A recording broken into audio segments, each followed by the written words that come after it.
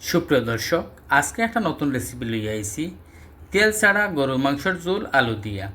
আসসালামু আলাইকুম, কিতা খবর সকল বালা নেই, আশা করি বালা আছেন। আমিও আলহামদুলিল্লাহ আপনারা দয়া বেশ বালা আছি।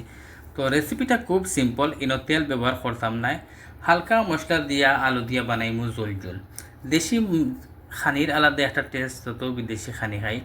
তো ইনো আমি পয়লা মাংসরে দিছি, তারপর আলু দিছি, তারপর এক এক করি পেঁয়াজ, রসুন, আদা, সকল জাতর গুঁড়া মশলা, আস্তা শুকনা মরিচ, তারপরে লবণ দিয়া পানি দিয়া আমি গুড়াইয়া তৈয়া খালি দুমা জাল দিব, বস আর খাম শেষ।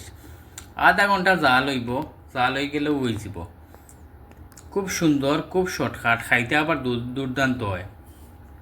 এখন দেখরানি আধা ঘন্টা পরে আইসি, উদলাইছি হরা, সুন্দর একটা গ্রান বাড়াইছে, আর কালারটা দেখরানি সেই হয়েছে।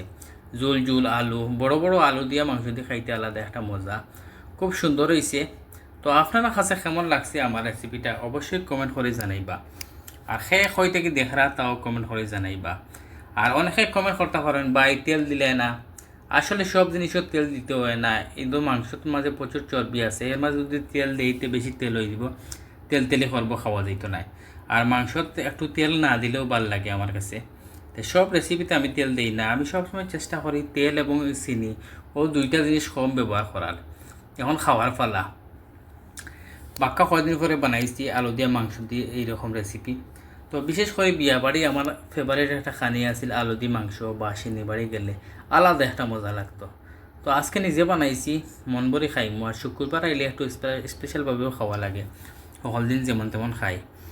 আলু যে সফট হয়েছে, মমলাখান গলে যায়, আর মাংস একবারে নরম হয়ে গেছে, খাইতে দুর্দান্ত হয়েছে। আপনার কাছে কেমন লাগছে রেসিপি কমেন্ট করে জানাইবা। বালা থাকবা, সুস্থ থাকবা, দেখা হইব অন্য কোনো ভিডিওত। আসসালামু আলাইকুম।